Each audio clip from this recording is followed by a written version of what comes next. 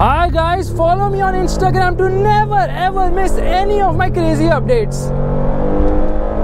Hi guys and welcome to another vlog. I am driving this. This is the MG Hector Plus, and straight away let's open the engine bay.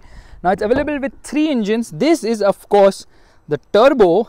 Actually it's the diesel, and diesel is obviously turbo. All diesel engines are turbo, but you can see there's a lot of space inside the engine bay for sure, and the other engines are smaller than this. Meanwhile, there's insulation right there. As you can see, the design of the Hector Plus is slightly different when compared to the regular Hector because they've actually revised a lot of things. This is revised. It has sharper looking DRLs for sure, and earlier the indicator was here. Now it's shifted here. It's a sort of a floating indicator. It swipes from inside to the outside.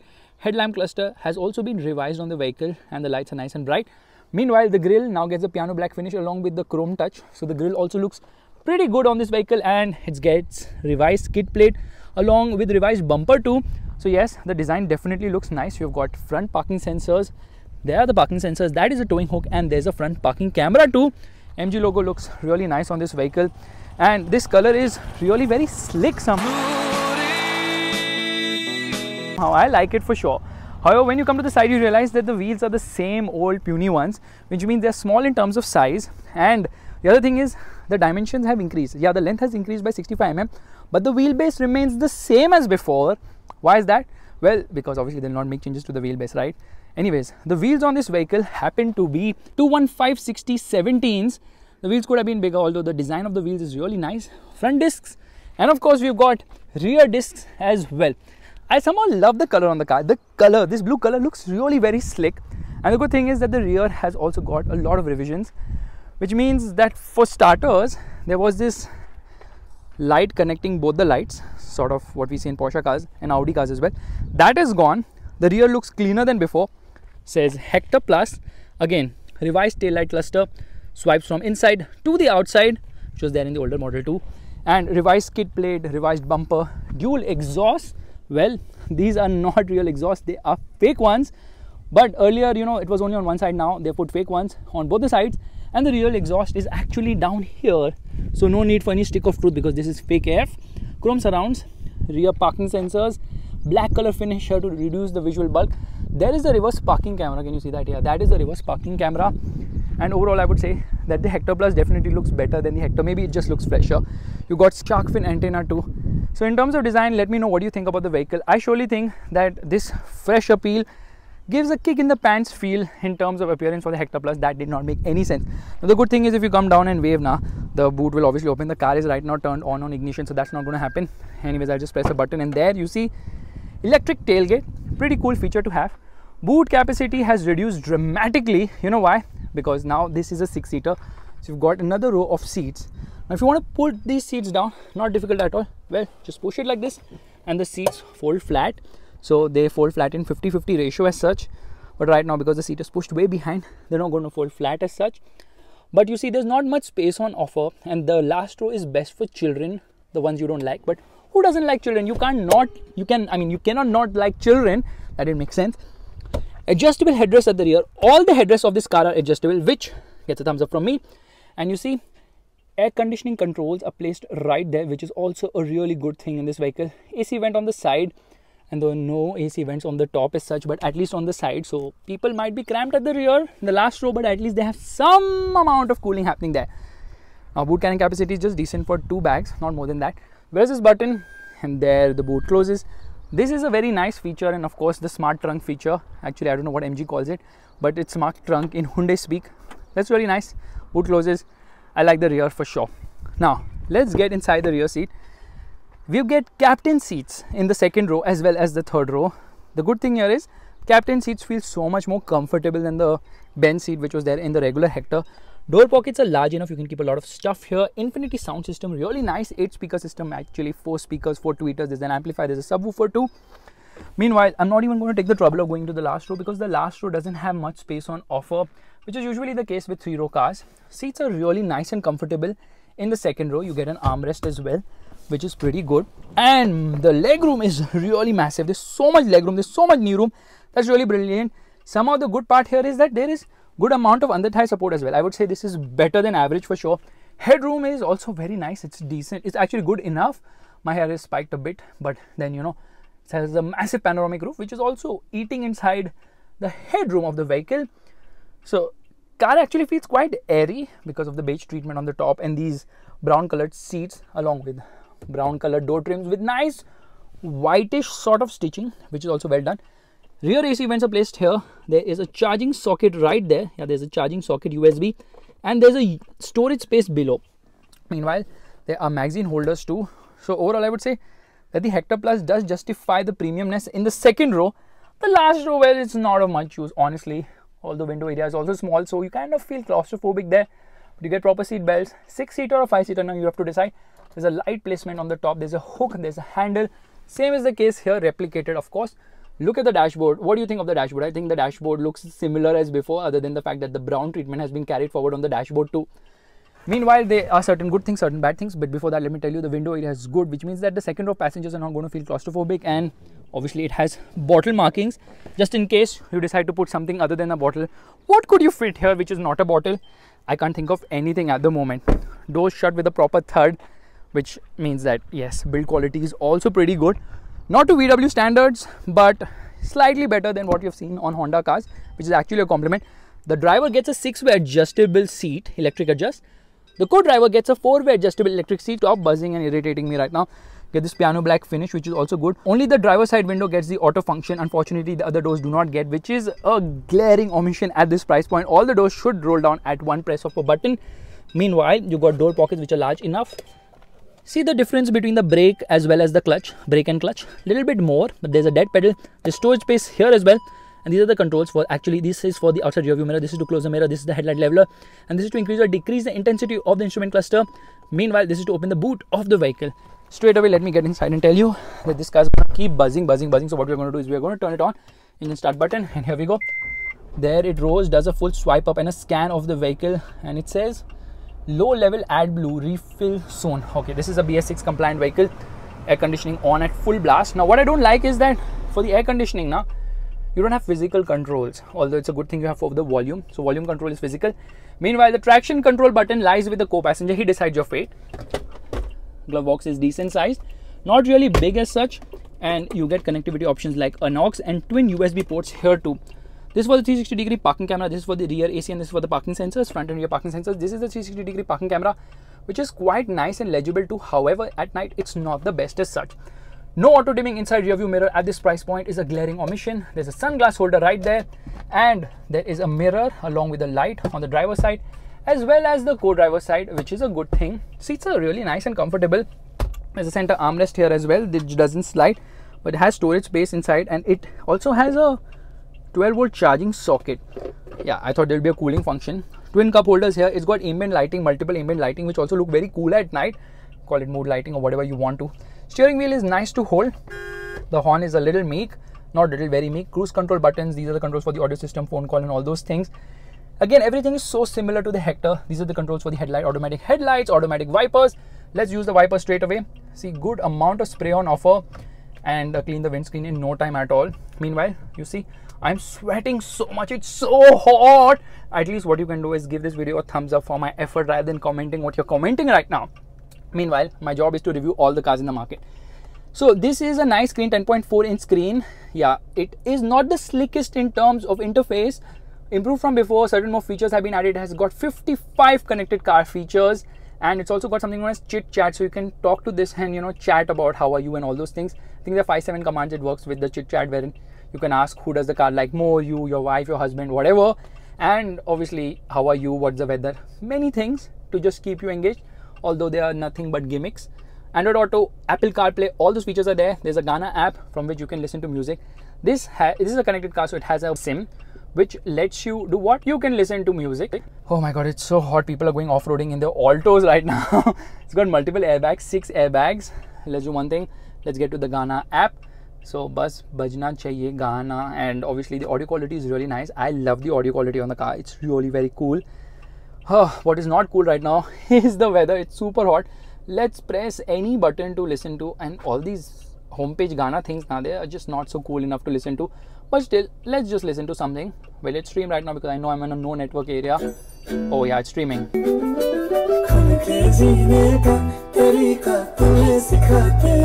Audio quality is really very nice. Let's turn off the indicators. And this instrument cluster is also very nice indeed.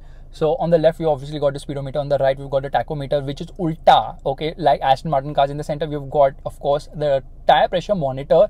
And I love the console. It's very nice, very legible, very cool too. Well, if you want to browse through this system, it's very easy. You press a button and a ton of information is there as well.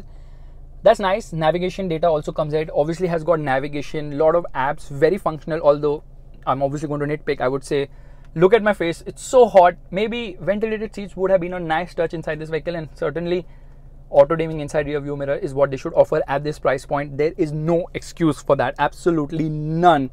Good amount of storage spaces for sure. Let's get into reverse right away, which means that lifting it and pushing it like that, that's camera. Actually, everything turns on. And you can see what you want to see, the forward camera, backward camera, all those things as well. Let's get back here. So it's also got climate control, air conditioning. Meanwhile, it's got a massive panoramic roof. Yeah, it's a massive panoramic roof, which brings in the airy feeling. And the good thing is it extends so large that obviously the third row passenger probably can also enjoy a bit of it. So I'm just going to roll it all the way. What am I doing? Wrong buttons being pressed all the time. Well, that's that. All the controls are here. Lights and of course the sun blind for this sunroof system, which is massive in terms of size. But enough of all that, let's get driving, because almost everything is like this Hector, of course. Alright, we're all set to go, which means turning on the vehicle here, it rose to life, does a full swipe up. Good thing is that seat belts get height adjust anyways, revving the motor, and off we go. Yeah, a little bit of wheel spin on offer, but who cares? I have to go all the way to the passenger side to turn on traction control, which is kind of on the weird side. And around the corners, you realize that the Hector Plus actually weighs slightly more. And that, what does it do? It increases the body roll on offer. The steering doesn't have much feel, just like the case with the regular Hector. So that's some sort of a bummer for sure. Yeah, braking performance is nice and sure-footed thanks to the all-wheel discs. And off we go. That's some amount of wheel spin on offer. Around the corners, you see, like I was telling you earlier, body roll is present. In terms of presence, well, you can feel the body roll at every given moment. Motor revs all the way to 5000 RPM, which is really very nice. But the brakes are really sure-footed. What I love about the Hector is the fact, or rather even the Hector Plus, is the fact that the ride quality is really nice. The suspension is on the softer side, which bodes well in terms of ride quality. What it does not bode well is that there is a lot of body roll on offer. This isn't a car you would love to take around the corners, because around the corners you can feel that roll, and there is considerable roll. The steering also feels lackluster. Yes, it does weigh up at higher speeds, but doesn't have rich feel or feedback. It's not a driver's car. But then it's quite clear when you have a 6-seater vehicle, you're aiming for comfort, and in that sense, it does offer a lot of comfort. So 3 engines on offer. There is, of course, the petrol engine, or 1.5 litre petrol, and then there is a 1.5 litre hybrid, and of course both of them are turbocharged. Meanwhile, the good part here is that the diesel is still the pick of the lot for me personally, although many people were opting for the 1.5 litre petrol engine with the DCT gearbox. Not the most fuel efficient, because the diesel is so freaking fuel efficient. Now the Hector is a wide car, which means that it's impossible to take it from here. And after listening to that horn, there is a very slim chance of anyone moving around. But anyways, here we go. Now the diesel is a 2 litre diesel engine, which is actually the multi-jet diesel sourced from Fiat, produces 170 PS of power, so 2 horsepower give or take when compared to its rivals, because now the Harrier has also got the higher tune, and of course the Compass produces 173 horsepower, so not much difference in that sense. Over speed breakers, very comfortable. Actually, the car is supremely comfortable. It's super smooth and super refined as well. And why am I stopping here? Because we're going to do the tunnel antics. It doesn't make any sense in a diesel car Faisal, but still I'll do it any which ways, because here we are revving the motor, and you can hear the wheel spin. There is plenty of it on offer in this vehicle, which is actually a good thing. Steering could have offered more feel and feedback for sure. Now the torque output from this motor is 350 Newton meters between 1750 and 2500 RPM, but there is some amount of lag. But when you compare it to its rivals, the lag is well contained. This has the least amount of lag amongst its peers, which is actually a very good thing, which means that the tuning has been done absolutely right. The gearbox is obviously shared with the Jeep Compass. It's a 6-speed manual gearbox. Unfortunately though, it does not get a diesel automatic, which is present in the Innova, with which it's going to rival probably. And of course, even the Gravitas is going to get it, because the Harrier also gets a diesel automatic. Suspension is nice and smooth, only at higher speeds. Now that suspension doesn't bode well at higher speeds, because it's on the softer side, which means that over bad roads it does move around a bit with certain vertical movement. The bigger issue with this car is that you know, the ride is good. However, because it has smaller size tires, it's not able to gobble up real big potholes, although you'll be slower on that, so it shouldn't be much of an issue as such. Here in third gear, it picks up pace nicely as long as you're in the mid-range. It's nice and smooth, although drivability is also good. Yes, you have to contend with the lag, but then you know how to get going through the gearbox, which kind of contains the lag to a great extent as well. So here we are into third gear. Nice pull, without a doubt. I mean, obviously for diesel engines, this is a big one, but all that weight, you can't feel it. It feels light, nimble, agile on its feet, and sure-footed too. Good amount of grip on offer in spite of the smaller tires. However, it's not about the grip with the small tires. What I really am expecting is that, you know, such bad roads you can go at higher pace, which you cannot in the Hector Plus, because yeah, it just thuds along, which is all because of the smaller tires and the softer suspension. The softer suspension gives you the softness which you can feel when you are driving at a faster pace. Otherwise, it's a non-issue as such. Here, taking a U-turn onto the gas. That's the amount of wheel spin on offer. That is a lot of wheel spin on offer. So as you can see, the Hector Plus is offering more practicality, looks better for sure, and a car which I feel is a value for money pick, because the Hector also offers terrific value. In terms of pricing alone, this one cost around rupees 70,000 more than the regular Hector, and these are introductory prices, of course. They're going to increase the prices by 50,000 more in a month's time, which means that the overall increase in price is around rupees 1.2 lakhs. For 1.2 lakhs, you get more space and 6-seater, but if you're 5, you don't need the Hector Plus. You can just get a Hector. Why would you want a Hector Plus? Because the last row of seats makes this a practical 4-seater with a large boot, more comfortable seats without a freaking doubt. Braking performance is really very good and sure-footed. Nosedive, of course, soft suspension. Here we are into first gear, revving the motor, and off we go. So first gear, it does 42.5 kilometers per hour. There's no digital speedo, but that's my reading right now.